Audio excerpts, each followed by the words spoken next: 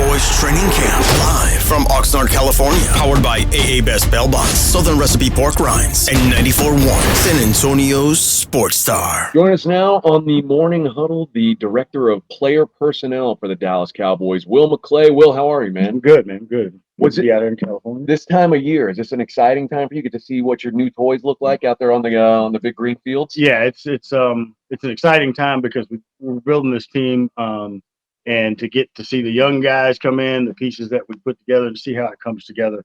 It is an exciting time, but it's also a nervous time because things happen like yesterday. You lose somebody that you're counting on, and we have to figure out how to move forward with that one. Well, you guys, I think by most accounts, everybody seems to think you guys did a great job drafting in the trenches this year. You guys really focused on that. There was concerns about skill position, and you guys said, no, we're going to go with these big boys. So when you lose a guy like that, do you at least feel good knowing, hey, we made an investment there, so we've got something to work out? But then at the same time, does it give you pause when CD's not in camp and these things are popping up with the skill guys, and you're going, damn, it would have been nice if we invested that way? Well, sure. It's like, after you buy something and something's at a lesser rate, God, I wish I'd have bought it. But we go into it looking for the best players, and we don't go for it looking for a specific position. So if we exercise that discipline, we get the best players at the right value. You have depth and you have all that ability. Now you get to see what those guys are about and can bring to you, because you're never one player away. And so that's what we do. And then we get a chance to see what they can bring to us. But hopefully if we go and do the right job of finding the right people that fit what we do, you got a chance to be better. So what, 23 years with the Cowboys? Something like that. 14, you've been head of the draft and doing all that. You talked about being nervous and kind of seeing your kids come out and play. What's more exciting for you, the new rookie or the third year guy that you see make that jump after a couple of years of growth? The third year guy, the guys that have been with you and that you've made that investment in, and that they grow into hopefully what you expect. Like when we talk in the draft, we talk about getting a return on investments. Every pick, everything you do, we want to get a return on investment, so we at least don't go broke. We want riches. And so if we pick the right people that develop the right way, now when that second year, that jump from first year to second year, and that jump from second year to third year, you begin to know who they are as people. Now they're yours. And so that's also the investment. He is Will McClay, Director of Player Personnel Drafting, and we're talking about the draft right now. I was reading a synopsis of last year's draft, and it said you were looking for physicality in the 23 draft. Is physicality a physical thing or a mental thing? I think it's a combination of both. You have to make that conscious decision. Football is one of those sports that not everybody does. Right. So you have to make that conscious decision to put your body on somebody else. Then you have to love doing that, and then love getting better at doing that at a high level. So I think it's more of the mental approach. Right. We had a deal where there was a group, we were talking about it, and the physical side, it's easy to see. It's the ability and desire to apply that physicality is the true witchcraft of what you do. And you see that jump because you have more confidence in your ability. If I'm a rookie, I come in and I was at Rice University and I was the stud. Now I come in and now I'm Dak Prescott. And so now it's the growth that has to happen. You didn't have to drop Rice in there. I did. I really don't get money, so at least I drop. Okay. He's an owl. He had to let us know. Now with Marshawn, when you guys made the switch on the defense, did you envision him fitting where he's going to now be asked to fit since the injury?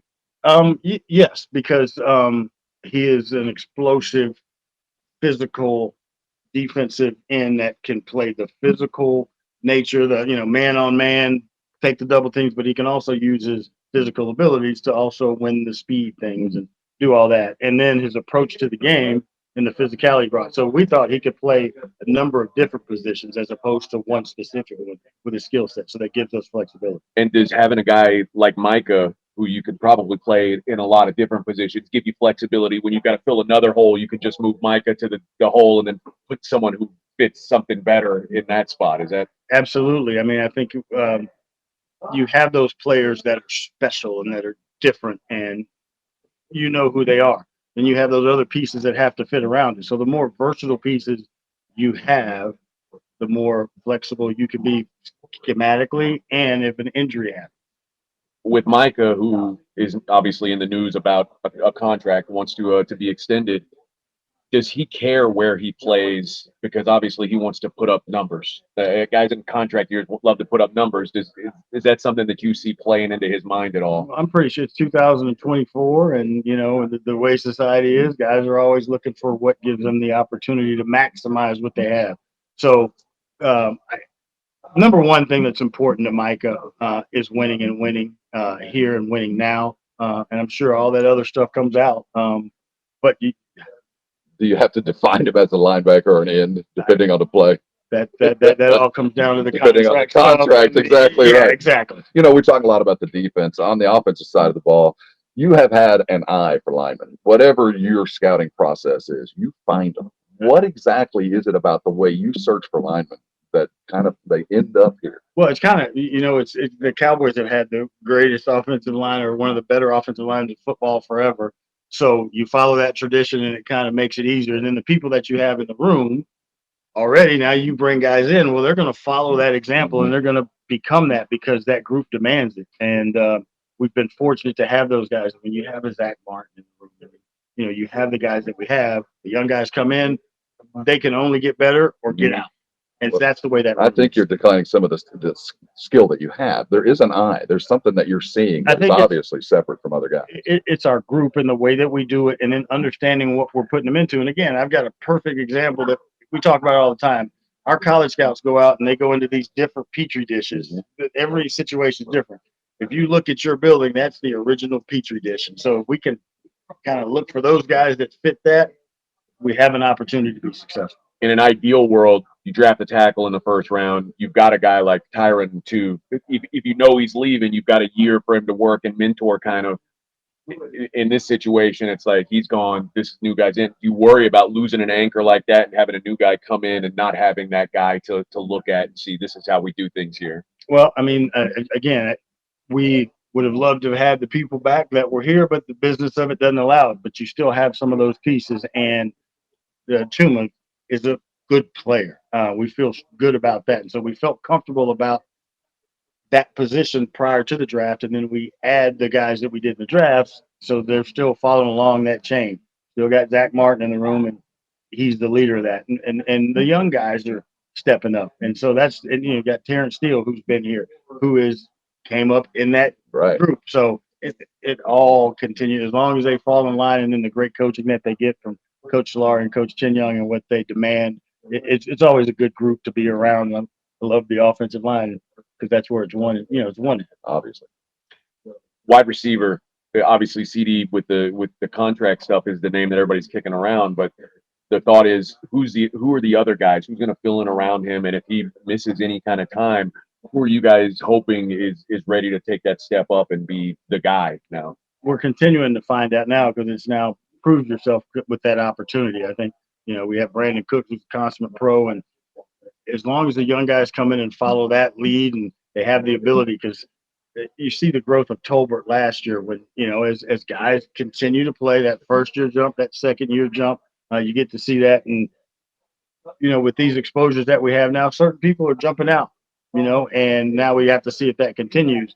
With that exposure and experience, you get an opportunity to find out about them. So we have to take advantage of those reps that guys get when CD's not here to find out about them.